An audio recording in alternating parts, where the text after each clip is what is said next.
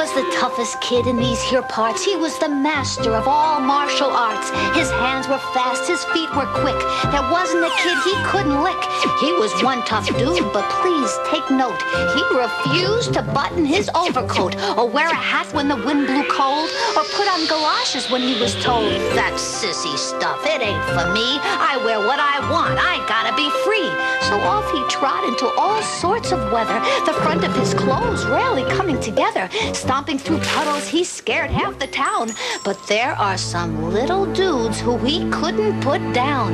They're smaller than ticks or flies or worms. They're mean, they're evil, they're nasty, they're germs. Just looking for kids with an unbuttoned coat to climb up their chest and jump down their throat. The more and more they come marching in, with a slam to the head and a wham to the chin. They knocked him down, they laid him low, and soon he had no strength to go.